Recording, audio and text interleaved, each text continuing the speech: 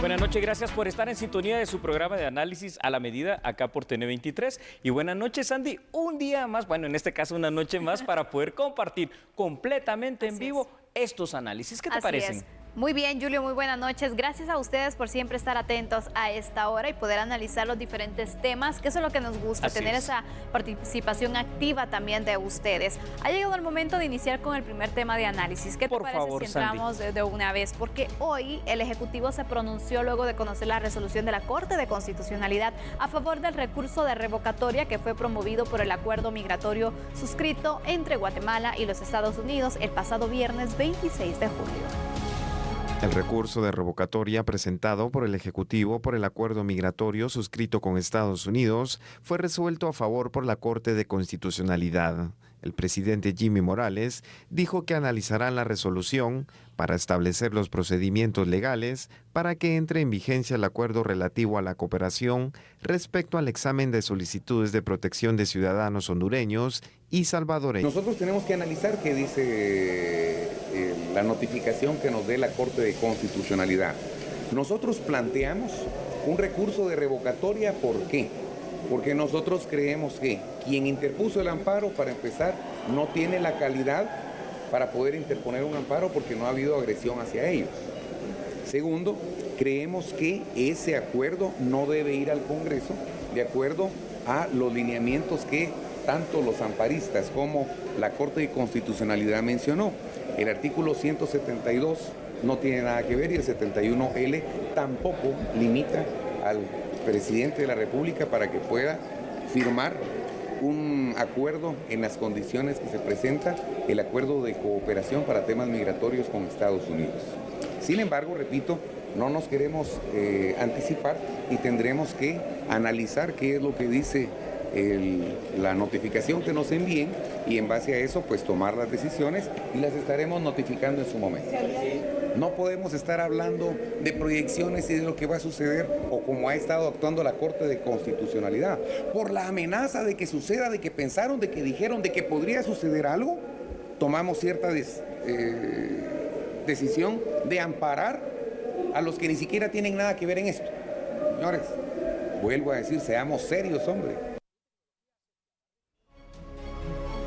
Mientras los diputados estarán a la espera que el acuerdo de tercer país seguro sea enviado al Congreso de la República, tras conocerse la resolución de la Corte de Constitucionalidad que dio lugar a la solicitud de revocatoria que presentó el presidente de la República, Jimmy Morales.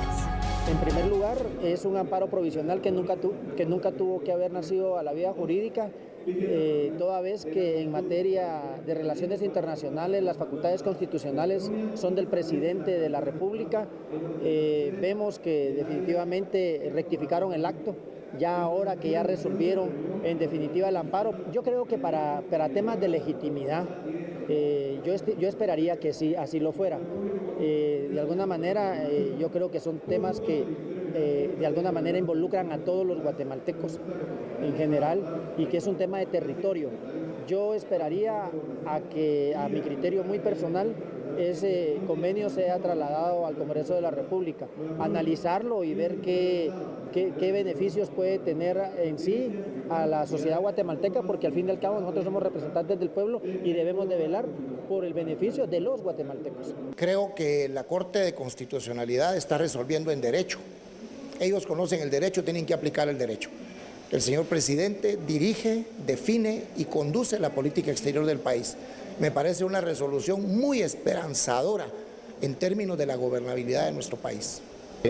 Definitivamente aquí vamos a estar esperando esa resolución de la Corte de Constitucionalidad, lo cual ya viene siendo un mandato constitucional en donde vamos a hacer el análisis para manifestar si estamos a favor o en contra. Es evidente, ya la Corte de Constitucionalidad lo está enviando y estoy más que seguro que tiene que venir porque esto es algo que va a afectar al país, es algo que va a afectar la vida de millones de guatemaltecos.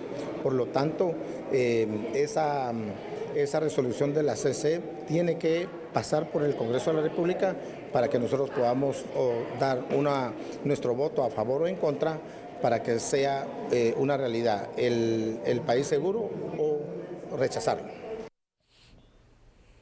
Bueno, yo a veces, Sandy, me quedo impresionado cuando escucho ciertas opiniones. Se supone que en este caso los señores diputados manejan a la perfección, diría yo, la Constitución. Pero, como parece que aquí las interpretaciones a veces son muy ambiguas, ¿te parece si hacemos algo? ¿Vamos a la ley? Vamos a la ley. Me parece bien. Usted, por favor, en casa, tome nota de los artículos constitucionales que le voy a comentar. Revisemos entonces nuestra ley superior, la Constitución, en su artículo 183. Este ya lo conoce usted, sobre todo en la literal O. Esta literal afirma que son funciones, dice, del presidente de la República: dirigir la política exterior y las relaciones internacionales. Escuche usted esto que viene a continuación: celebrar, ratificar, denunciar tratados y convenios. Solamente se refiere al presidente de la República. Ahora bien, veamos en esta resolución de la Corte de Constitucionalidad. Vamos al artículo 175, 175, siempre de la Constitución. Jerarquía constitucional, es el epígrafe. Reza que ninguna ley podrá contrariar las disposiciones de la Constitución, porque si lo hacen, violan, tergiversan o cambian los mandatos constitucionales, dice que son nulas de pleno derecho. En expresión latina, como está escrito, nulas ipso iure. Otra situación importante siempre en la Constitución, Sandy, es el artículo 204, el cual dice que los tribunales de justicia, incluyendo en este caso a la Corte de Constitucionalidad, al menos eso es lo que uno esperaría, en toda sentencia o resolución observarán obligadamente el principio que la Constitución de la República prevalece sobre cualquier ley o sobre cualquier tratado. En ese sentido, si nos vamos a lo laxo, a lo que dice plenamente la Constitución, de conformidad a esto que hemos analizado, este cruce de cartas, como se ha dado entre el gobierno estadounidense y el gobierno guatemalteco, en este momento basta únicamente la intervención del Poder Ejecutivo a través de cualquiera de sus ministerios, en este caso. ¿Por qué? Porque así lo dicta la ley. Ahora, habrá que analizar más a profundidad si hay otro tipo de situaciones en las cuales Guatemala tenga que poner, llamémoslo de esa manera, una contrapartida en especie o en dinero, donde ya probablemente ahí sí podría hablar uno de la intervención del Congreso. Eso también hay que decirlo. Exactamente, pero lo que sorprende también es la resolución de la Corte, ¿no te parece? Qué terrible, Sandy. Sí, mira, es una resolución primero gallo-gallina, al estilo clásico de la Corte de Constitucionalidad. Explico por qué. Bueno, porque primero dicen, sí, claro, es potestad del presidente de la República esto de el relacionamiento internacional para celebrar o no convenios. Y hasta ahí estamos bien, porque ya dijimos, es artículo 183 literal O, aunque no lo menciona así la Corte de Constitucionalidad, pero luego empieza a hacer dos mezclas que a mí me parecen bastante extrañas, Andy. Número uno, menciona el artículo 171. En el artículo 171, cuando usted lo revisa en la Constitución, que son las funciones del Congreso de la República, está, por ejemplo, el de ratificar ciertas situaciones a nivel internacional, pero cuando hablamos, fíjate, Sandy, exactamente lo que es, cuando hablamos, por ejemplo, de donaciones, de subvenciones o de préstamos, por ejemplo, a nivel internacional, que el Estado de Guatemala asigna con algunas entidades. Este no es el caso de este acuerdo, que es un acuerdo netamente migratorio en este instante, el cual está facultado únicamente el presidente a asignarlo. Claro, en un sistema de pesos y contrapesos probablemente, si hay más compromisos, inclusive beneficios para Guatemala, debería de pasar por el Congreso. Más eso sería más adelante si ya pasamos a otro tipo de documento. Y en este caso entonces lo que resuelve la Corte al final queda, prácticamente nos quedamos como estábamos. ¿O cuál sería la interpretación? Sí, no, fíjate, Sandy, porque ahorita dicen no. Sí, el presidente tiene la potestad, es decir, el Ejecutivo. Pero eso la propia ley lo dice. Eso entonces lo dice la Constitución. O sea, es que la Corte de Constitucionalidad es extraña a veces en esto. O sea, tienen que decirte lo que la Constitución ya establece. Y ellos no deberían dar un consejo a nivel legal, obviamente, respetando siempre la ley. Eso es lo que se esperaría, no decir lo que la ley ya dice, sino explicar o dar a conocer esa interpretación. Clarificar. Exactamente. Se necesita intervención, sí o no, de una manera más segura. Pero ¿sabes qué es lo peor? El último párrafo de ese comunicado de la Corte de Constitucionalidad, donde dice, nos reservamos, estoy parafraseando, el derecho, como quien dice, de posteriormente intervenir, si así lo consideramos o si hay una tercera parte interesada. Entonces, señores, ¿en qué quedamos? Me refiero a los señores de la Corte de Constitucionalidad. Ustedes quieren ser, en todo caso, ejecutivo, quieren ser legislativo, quieren ser Corte de Constitucionalidad, quieren ser todo prácticamente en este país, ¿verdad? Pero tenemos otros datos, Julio, por favor, dar a conocer Sandy. y ampliar también este análisis, porque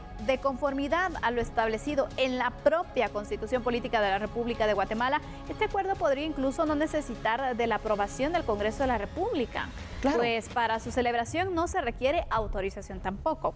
Dentro de las atribuciones del presidente del Poder Ejecutivo encontramos claramente la posibilidad que a través del Ministerio de Relaciones Exteriores celebre documentos con otros estados. En caso de considerarse lo contrario, se debería aplicar el artículo 171 constitucional, en el cual el Congreso de la República ratifica préstamos, donaciones, subvenciones y eventualmente acuerdos. ¿Qué diferencia hay aquí entonces? A ver, Sandy, yo quiero ratificar unas palabras que dije hoy en este mismo canal TN23, solo que más temprano.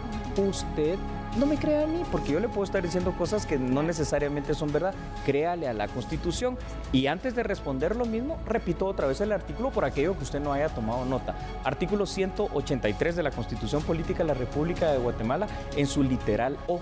Ahí es claro, cuando dice que es el Ejecutivo, ¿verdad? Podemos o no estar de acuerdo, pero esa es la Constitución quien está facultado para suscribir, para ratificar o hasta para, en todo caso, frenar, llamémosle así, o cancelar este tipo de convenios, como lo dice allí, y este tipo de documentos. Entonces, lo que yo sí creo eventualmente es sano, Sandy, que pueda pasar en un determinado momento, si esto ya pasa y trasciende de un acuerdo migratorio y hay alguna situación que implique la utilización inclusive de fondos, ya sea que los vayamos a poner nosotros como Estado o ya sea que los vayamos a recibir en donación, por ejemplo, claramente en este caso de Estados Unidos, que tal vez por cierta sanidad pasare en ese caso, si ya implica fondos, por el Congreso de la República.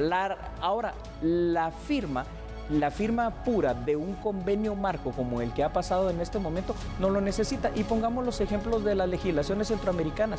Ya se ha suscrito con México lo mismo, con Estados Unidos lo suscribió el presidente, ya se suscribió en El Salvador directamente con Nayib Bukele y ya se están haciendo otro tipo de convenios muy similares con Panamá y Costa Rica. Entonces yo creo que la Corte Constitucional ya no tiene que inventar más allá de lo que la Constitución dice. Por supuesto que no. Pero aquí también con esta resolución de la CC creo que se generan varias dudas. Sí. Y una de ellas es, entonces, ¿qué se queda con este acuerdo con Estados Unidos? Es decir, ¿cómo estamos? ¿Hay o no hay? Hay. De hecho, la Corte de Constitucionalidad en este caso lo que está diciendo es sí lo puede suscribir.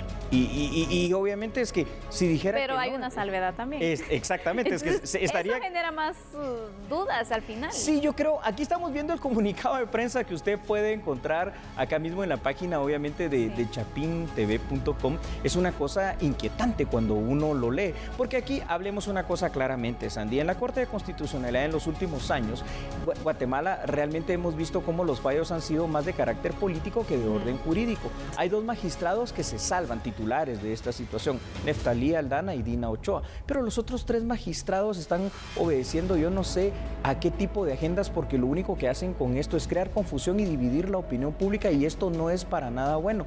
Es más, aquí inclusive en muchas redes sociales o medios de comunicación esto se puede tergiversar de tal manera cuando la explicación es una y ya la sabemos. Otra vez se lo digo, artículo 183 literal O, no hay duda. Por supuesto.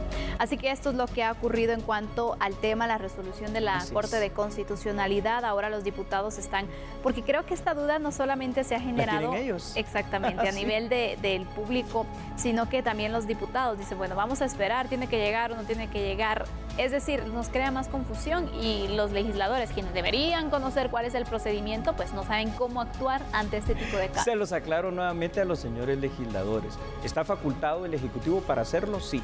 Y solo habría una intervención de parte del Congreso si esto implica la erogación de algún tipo de gasto por parte del Estado de Guatemala, o poner una contrapartida que puede ser en todo caso en especie, con material, con equipo, con personal técnico, y en todo caso también pudiera necesitarse la aprobación del Congreso si se fueren a recibir, por ejemplo, fondos, pero en una cantidad ya bastante grande y enorme, estoy hablando de millones, para que esto obviamente pues después pueda entrar a las arcas nacionales a través del camino que corresponde, que es el Banco de Guatemala y el Ministerio de Finanzas Públicas, para poder ya crear las condiciones que el acuerdo necesita. Recordemos que en este acuerdo, al final de cuentas, quien más tendría que aportar sería el propio Estados Unidos. Eso hay que tenerlo muy claro. Por supuesto. Así que de esa manera entonces los magistrados al final se pronuncian. Recordemos, el 26 de julio es que se da esta situación. Pasan pues varios días, luego no se sabe nada y finalmente hoy se da a conocer la resolución. Estaremos pendientes de ver cuál es la medida final que se le pueda tomar y si existirá otro recurso, otra intervención por parte de la Corte exactamente de la Corte de Constitucionalidad ante este tema, porque parece que no se acaba. Todavía vamos a hablar de este acuerdo. Muy bien. Vamos a la pausa, Julio, ¿te parece? Pero antes quiero que nos adelantes, por favor, nuestro segundo tema de análisis. Claro, Sandy. En pocos minutos nosotros vamos a dilucidar otro tema muy importante y es que ¿usted cree que debe suspenderse aquella normativa que prohíbe que se vendan medicamentos tan específicos como los antibióticos sin prescripción médica? Yo no lo sé. Al volver estaremos analizando esta situación. Por favor, siga con nosotros. Somos a la medida.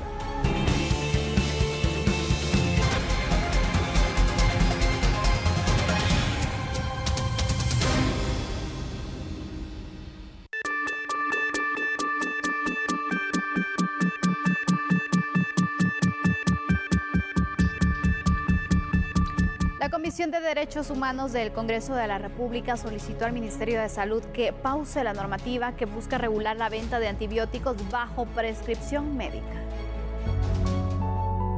El Acuerdo Ministerial 181-2019 sobre la normativa para la regulación de medicamentos de prescripción médica ha causado rechazo en la población, según manifestó el presidente de la Comisión de Derechos Humanos, el diputado Aníbal Rojas, por lo que solicitan al Ministerio de Salud tomar acciones. Preocupados porque mucha de la población se ha acercado a la comisión a través de oficios, de solicitudes, de mensajes, de llamadas, preocupados porque realmente la población no tiene acceso a poder tener una receta médica y poder comprar un antibiótico, por ejemplo.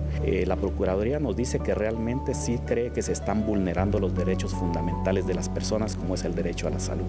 Y el Ministerio de Salud nos dice también de que consideran que no tienen la capacidad suficiente para poder brindar estos servicios a la población. Por lo tanto, aquí el que más está sufriendo, el que está saliendo vulnerado es la población, porque no va a poder tener acceso a estos medicamentos ni tampoco a que se les atienda tanto en hospitales como en centros de salud. La comisión solicitó poner en pausa la aplicación de la normativa. Ante ello, el viceministro de Regulación y Control de la Cartera de Salud comentó: esta situación del uso controlado de antibióticos es una situación importante para la población, para el usuario.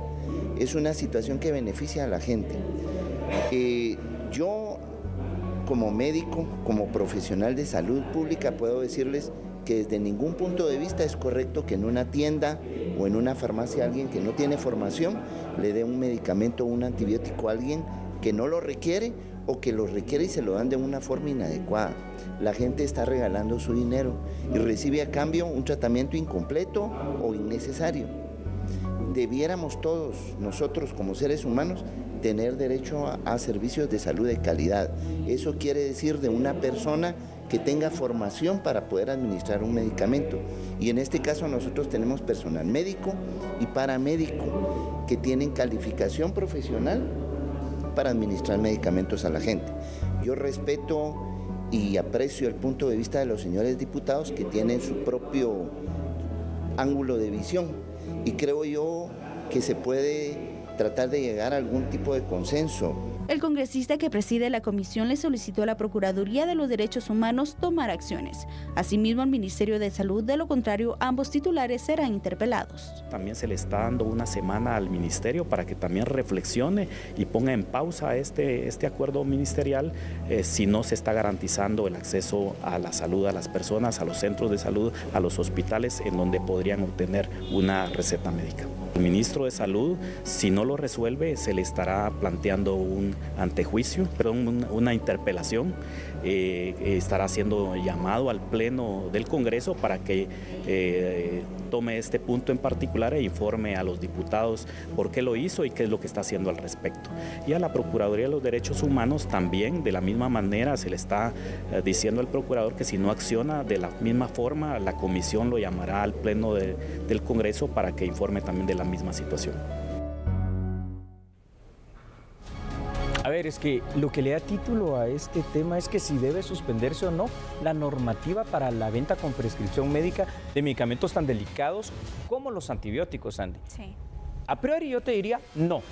Pero ¿te parece si lo analizamos? Por supuesto, porque aquí hay mucha tela que cortar. ¿Verdad que sí? Hagámoslo entonces más a profundidad. Y entonces, acompáñenos usted en esto. Sabe que uno de los 30 derechos humanos fundamentales que todo ser humano posee es el derecho a la salud. Sin embargo, el pleno ejercicio de este derecho no debería implicar jamás poner en riesgo la salud misma a través de prácticas como la automedicación. En ese contexto, a través de un acuerdo ministerial, recientemente el Ministerio de Salud Pública prohibió que medicamentos sensibles, Sandy, y delicados como lo son los antibióticos sean de una venta libre. Y esta medida, fíjate, cobra una lógica, siendo que la práctica errónea de automedicarse antibióticos ha resultado ser a largo plazo más perjudicial que beneficiosa. Y de hecho, según datos estadísticos, Guatemala se ha convertido en un país donde por el uso excesivo de antibióticos cada vez más los agentes patógenos se han vuelto resistentes a ellos. El mal uso de este tipo de medicamentos, más que curarnos, puede terminar siendo algo fatal y terrible para nuestra salud. Por supuesto, definitivamente aquí lo que se está priorizando es la salud, los efectos a largo plazo que se puedan ir generando. Y yo estoy de acuerdo en esta situación, muy bien. Pero aparte de esto, en lo que sí no estoy de acuerdo es, bueno, tiene que ser un plan integral, porque sí. Las personas que pueden ir al médico para la consulta, para que les dé la prescripción médica. Eso es cierto, ¿eh? Perfecto, pero hay quienes, Julio, y no me lo dejarás mentir, apenas y les alcanza para comprar la medicina porque saben que con eso se van a curar. Pero para ir a un médico, por ejemplo, o si visitan un servicio de salud pública, a veces es complicado también porque hay que pedir citas, que normalmente es con bastante tiempo, o no se da abasto. Es decir, ante este escenario, yo sí no sé qué. En una balanza la situación está bien compleja. ¿Por qué? No negamos el derecho a la salud y tú tienes mucha razón, Sandy. Tiene que ser una salud integral, óptima, buena. Pero entonces, si hablamos de un gran porcentaje de nuestra población de medianos, de escasos recursos, población rural, que es un gran porcentaje. Que es un porcentaje altísimo y que muy difícilmente va a tener la oportunidad o de apersonarse a un médico privado, casi imposible, o si no de apersonarse a un centro de salud o a un hospital nacional donde puedan tener el tiempo de venir atenderlos, revisarlos, examinarlos y medicarlos a través de los antibióticos, la cosa se complica y si a través de esa complicación resulta que la persona empeora o peor aún, que hasta pueda morir, entonces aquí es donde no encuentro ese punto de equilibrio. Entiendo por una parte a los señores diputados, pero también estoy de acuerdo con que la automedicación no es nada bueno. Entonces, ¿cómo encontrar ese balance? Vamos a conocer nuestro segundo cuadro que tenemos para ustedes con datos y vamos a continuar con esta consulta que tú has hecho, Julio, porque yo también te la voy a dar a conocer a ti o pues preguntar. La Comisión de Derechos Humanos del Congreso de la República afirma que esta disposición legal violenta el derecho a la salud del guatemalteco. Incluso han amenazado con llamar a interpelación al ministro de Salud si la cartera a su cargo insiste en la prohibición de venta libre de antibióticos. Uno de los grandes ausentes en un pronunciamiento en una u otra vía en este tema, ¿adivina quién es? Ay, sí, ni me lo digas. ¿La PDH? Así es. Sí, qué raro. Y al final de cuentas, lo que debe buscarse es una medida que beneficie a la salud general del guatemalteco. Solo recordemos que en otros países no se venden antibióticos sin receta médica, pero si nos comparamos con otros países también, ¿cómo está el tema de la salud pública? Son realidades muy avanzadas. Claro, yo voy a prohibir, pero también voy a dar las herramientas. Entonces la pregunta es, ¿se tiene esta capacidad? En este momento no. En este momento no. Entonces, ¿qué es más dañino al final de cuentas para la población? Que no le vendas medicamentos delicados como los antibióticos sin prescripción o receta médica, o que en todo caso lo hagas y se siga medicando la persona de mala manera, inclusive hasta cuando no lo necesita. Difícil en un país como el nuestro, donde la escasez, la falta de oportunidad y obviamente la falta también de recursos, muchas veces para ir con un profesional de la salud, no te permite tener esa opinión técnica calificada. Claro, efectivamente. Y ante todo esto es que ha llamado mucho la atención porque ya está funcionando esta normativa, es decir, ya hay varios lugares donde se solicita la receta, la prescripción médica, y si no, pues no se venden los antibióticos. Y varias personas se han quejado que dicen, tengo la necesidad, no puedo ir al médico o no tengo tiempo. Sí. Y tienen esta situación.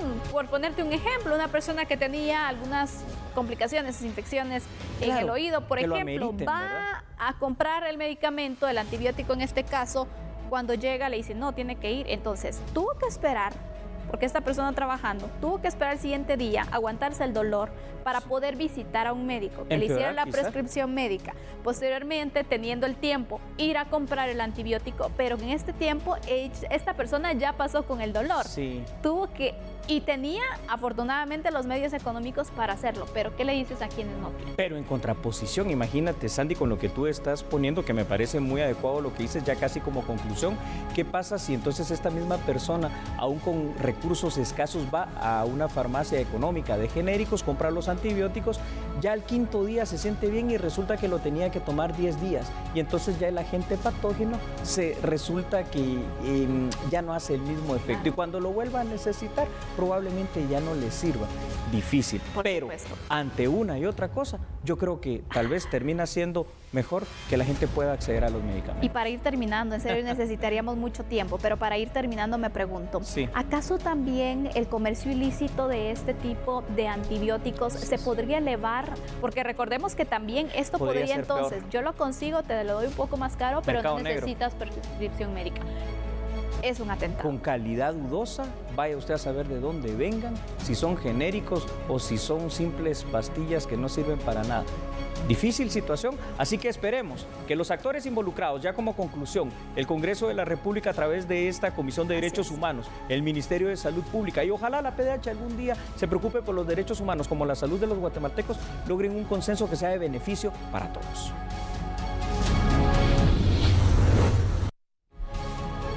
Y en otra información, Oscar Chad, titular de la Fiscalía contra Delitos Electorales, quien pidió permiso para ausentarse de sus labores antes de las elecciones, recordará usted, bueno, él deberá presentarse este miércoles 11 de septiembre a su trabajo. La Fiscalía contra Delitos Electorales podría quedar sin jefe tras vencerse la licencia autorizada al fiscal de sección Oscar Chad, de quien aún no se ha confirmado su regreso. Hasta este martes, el fiscal Rafael Curruchiche ha sido encargado de la Fiscalía contra Delitos Electorales, pero a partir de este miércoles, Curruchiche ya no figurará con ese cargo. Bueno, efectivamente, yo recibí una notificación del Departamento de Recursos Humanos, donde se me designó como encargado de la Fiscalía de Delitos Electorales hasta el día de hoy. Ya el día de mañana ya será otra persona quien esté ejerciendo la jefatura de esta Fiscalía de sección, o bien en su momento, si así lo considera la señora fiscal general, dependiendo del requerimiento que si lo pudo haber hecho el licenciado Oscar Chad, pues yo estaría continuando al frente de la Fiscalía, pero será una situación que se podrá conocer hasta el día 11 de septiembre. Sí, él tiene el día de mañana ya para presentarse a sus labores. Yo desconozco la situación de él, no sé si él hizo algún requerimiento a la fiscal general o al Departamento de Recursos Humanos y yo desconozco esta situación, no he tenido yo comunicación con el licenciado Oscar Chad. Desde el pasado 11 de junio, Oscar Chad tiene una licencia con goce de salario bajo el argumento de presuntas amenazas en su contra que ponían en riesgo su integridad física y la de su familia. ¿Te puedo hacer una pregunta, Santi? Por supuesto. ¿Te gustaría normalmente, recurrentemente, en función de tu trabajo, subir 15 niveles a través de las escaleras? No, quita mucho tiempo, Julio. Y es cansado. Haces ejercicio, pero es cansado. Bueno, pues eso está pasando en Torre de Tribunales. Las audiencias se suspenden por falta de elevadores. Cuando regresemos de la pausa, estaremos analizando este tema. Por favor, no se pierda el análisis. Somos, usted ya sabe, a la medida.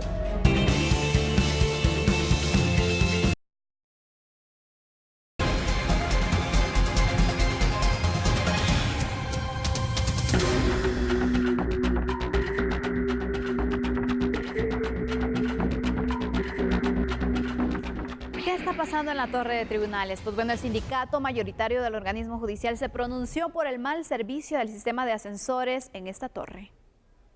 Como una situación caótica y crítica, calificó el secretario general del sindicato mayoritario del organismo judicial la problemática de los elevadores en la Torre de Tribunales. El stock lo califica como una situación sumamente caótica.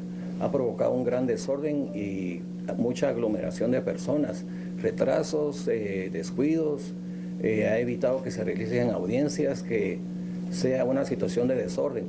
O sea, prácticamente se está violentando el derecho de libre acceso y con rapidez al sistema de justicia. Según el vocero de la institución judicial, en los próximos días serán reparados 2 ascensores y confirmó que hay un proceso de licitación para comprar 4 ascensores nuevos. Información de que en los próximos días se estarán reparando 2 unidades de elevadores con la empresa propia del servicio. Asimismo, tenemos conocimiento de que existe en curso un proceso de cotización para mantenimiento y servicio de las distintas unidades. Es crítica la situación, puntualizó Fabricio Reiner al indicar que se tiene que esperar hasta 40 minutos para subir a los niveles superiores. Esto afecta a jueces, magistrados, abogados, personal judicial, fiscales, reos y público en general. Atenta contra el derecho de acceso a la justicia. O no sé, pasado, dentro de un mes va a haber otro elevador, pero va a hacer lo mismo porque solo, como se dice, solo chapucean los elevadores y luego a las 2 o 3 semanas se vuelve a descomponer y quedar uno solo. Es penoso cómo dar una cara así al público usuario, a los otros abogados del Ministerio Público. Se espera que esta semana o la próxima 2 elevadores puedan ser reparados por la única empresa que ha contratado el organismo judicial para brindar servicio de mantenimiento preventivo y correctivo al sistema de ascensores. Según el vocero del organismo judicial, hay un trámite de licitación para adquirir 4 elevadores nuevos, una inversión de miles de quetzales que estaría haciendo la institución para poder cambiar los ascensores fuera de servicio, de los cuales únicamente presta servicio uno en la torre de tribunales. Con imágenes de Cristian García, un reporte de Hugo Morales. Hombre, ¿qué le puedo decir? A pesar, escuche usted, de haber invertido más de 327,000 quetzales durante los años 2018 y 2019, el organismo judicial, aún así, Sandy, no ha logrado el funcionamiento correcto de los 4 ascensores de la denominada torre de tribunales. La mayor cantidad de tribunales de casi todas las ramas del derecho, por lo menos acá en el Distrito Central Metropolitano, se concentran en ese edificio. Es más, la torre de tribunales, fíjate, cuenta con 15 niveles, en los cuales se encuentran juzgados de primera instancia, salas de corte de apelaciones y hasta las salas de alto riesgo. Para los abogados, para los usuarios y hasta para los mismos imputados, se ha transformado en un verdadero calvario llegar a sus respectivas salas de audiencia. Porque, aunque usted no lo pueda creer, de los 4 ascensores que ya son insuficientes per se, es uno el que al día de hoy funciona. Entonces, este mantenimiento preventivo no sé de qué ha servido. Ni idea, Julio, porque aparte de eso hay que mencionar, la torre de tribunales maneja un nivel de trabajo pues bastante alto y por lo tanto deberían estar pues también con esas medidas, ¿no?, de preparación. Para poder dar la facilidad, porque imagínate, son varios niveles y en muchos de los casos de los juzgados pues quedan en los últimos, entonces esto quita tiempo porque puede atrasar las audiencias y en este caso que ya se ha dado también donde se cancelan, imagínate qué grave la situación. Por esta razón parece hasta ilógico y uno puede pensar así a priori, ¿verdad, Sandy?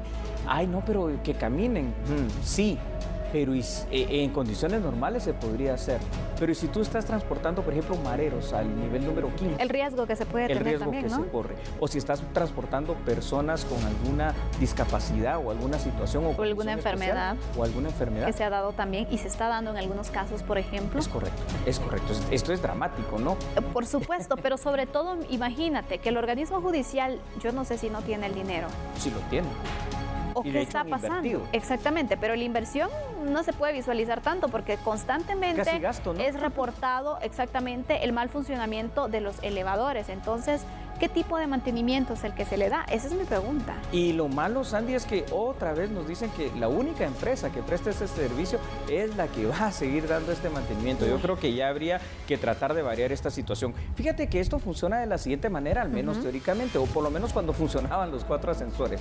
De los 4 ascensores, 3 se ponían a disposición, Sandy, para el público. y había uno exclusivo para que los jueces y magistrados pudieran subir y acudir a ellos también, precisamente a los lugares de trabajo en los distintos niveles de la torre de tribunales. Sin embargo, ahora pones en riesgo a todos, porque ya ni siquiera jueces, magistrados y operadores de justicia podrán llegar por lo menos a tiempo a sus audiencias. Imagínate, pero bueno, tenemos otra información para ampliar también esta situación, porque esto redunda en la suspensión de muchas audiencias ya por la incomparecencia de los sujetos procesales ante estas complicaciones que se tienen entonces, porque no pueden subir a tiempo.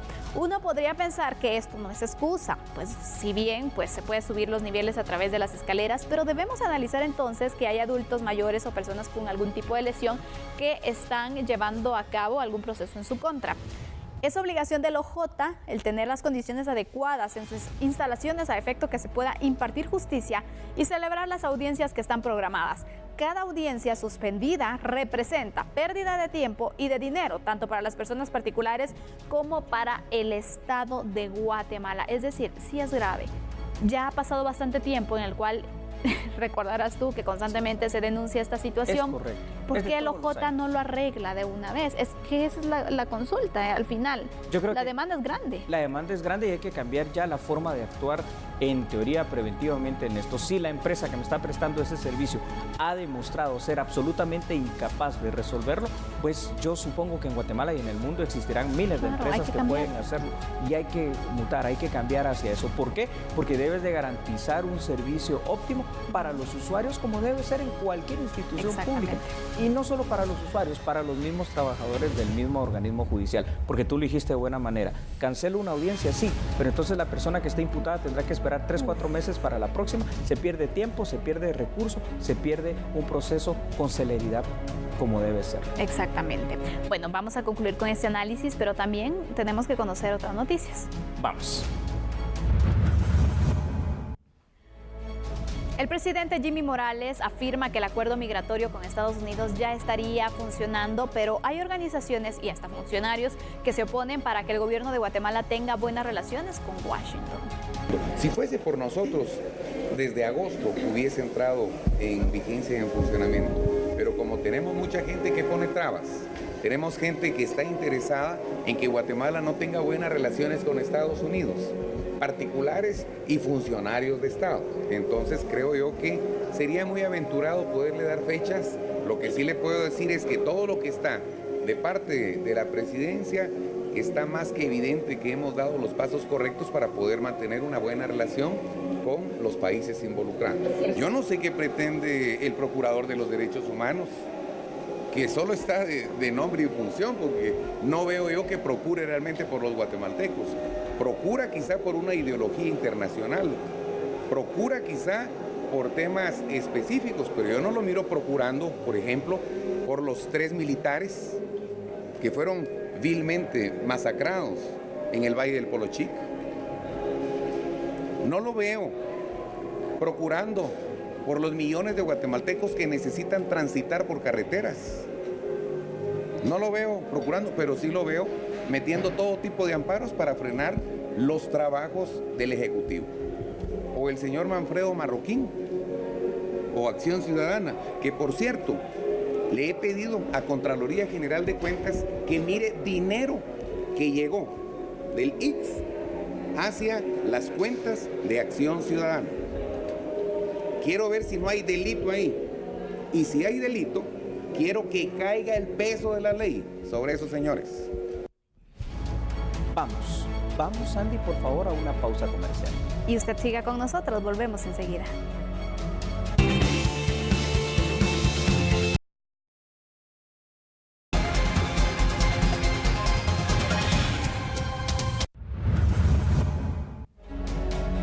Gracias por seguir en sintonía de A la Medida. Miembros de una empresa de reclutamiento dieron a conocer un informe sobre la expectativa de empleo que se tendrá en Guatemala de octubre a diciembre. Vea la información, por favor. Si bien la expectativa de contratación por parte de empresas muestra un 9% de crecimiento, dicho valor es moderado, pues empleadores están a la espera de las acciones que impulsará el nuevo presidente electo, refieren investigadores. La incertidumbre continúa porque ahorita todavía tenemos que prever el próximo año cuáles son los cambios que este gobierno puede anticipar, Muchos cambios pueden ser positivos, otros pueden afectar la empleabilidad. Ahorita estamos analizando el siguiente trimestre, que sería de octubre a diciembre, y por lo tanto muchos empresarios, aún cerrando el año, todavía están cautos en la toma de decisiones para cerrar este año y poder tomar decisiones para el otro año. El estudio sobre contratación detalla que en los sectores de transporte o servicios se verá reflejado un aumento en la generación de oportunidades. El área que prevalece en cuanto al crecimiento, en cuanto a los sectores, es la comunicación y transporte. Esto se debe a un incremento en el sector de bodegas, así como el remozamiento de diferentes estructuras viales que fomentan el comercio y la comunicación entre diferentes regiones. Y si lo vemos también en cuanto a región, el que tiene mayor crecimiento es el norte, donde se encuentra Petén y Zabal, y esto se debe al incremento de la producción del banano, así como los proyectos inmobiliarios que se prevén para el siguiente trimestre. Empleadores de la región del norte encabezan la intención de contratación, seguido de la central, sur, occidente y oriental. El embajador de China a Taiwán, acreditado en Guatemala, recibió un reconocimiento del Congreso de la República y hoy también se inauguró el uso del nuevo sistema de audio y video implementado en el hemiciclo parlamentario con la donación de Taiwán. Usted se caracterizó por ser un amigo de Guatemala, brindando a través de su noble pueblo e ilustre Estado cooperación y ayuda en los campos de la agricultura, educación, salud, economía, seguridad alimentaria y vivienda. Hoy se encuentra en el hemiciclo del Congreso de la República para ser testigo del generoso aporte dado a la modernización parlamentaria, apoyando la transparencia y eficacia de la función legislativa que realizamos los diputados, por lo que se hace necesario valorar y destacar su labor. De esta forma, el Pleno del Congreso de la República reconoció y agradeció los lazos de amistad y colaboración entre China, Taiwán y Guatemala. El presidente del Congreso, Álvaro Arzu Escobar, se refirió al aporte en especie realizado por la embajada hace algunos meses. Valioso apoyo financiero administrado por sus consejeros, hemos logrado modernizar nuestro hemiciclo parlamentario, dotando a este recinto de equipo taiwanés de nueva generación y tecnología de punta para nuestra labor legislativa sea más ágil, eficiente y transparente. El día de hoy, nuestro sistema, después de varias décadas de uso, migra a una nueva etapa, equipo más moderno y con sistemas más avanzados. Nos ponen a la vanguardia como en los países desarrollados, esto gracias a sus buenos oficios y por supuesto a la confianza de su culta nación que cree en nuestro desarrollo y modernización. El embajador de China a Taiwán, John Lai, agradeció el reconocimiento realizado por el organismo legislativo. Sinceramente, es para mí un gran honor recibir ese conocimiento que el presidente Azul me está otorgando en representación del Congreso. Todos sabemos que el Congreso representa más que cualquier institución nacional, la democracia. Pero aún más tengo ese honor de testificar, con ese proyecto de modernización, tecnología del Congreso, lo cual simboliza que eso es el deseo de todo ese Congreso, claro que bajo la jefatura del señor presidente. Una vez más, reitero mi profundo agradecimiento a todos ustedes y hago votos por la amistad de nuestros pueblos hermanos. John Lai señaló que ahora que finaliza sus funciones en el país, Guatemala se ha convertido en su segundo hogar. ¿Le parece bien si hacemos una cita con usted mañana a las 9 de la noche? A las 9 de la noche nos encontramos entonces. Que descanse. Buenas noches.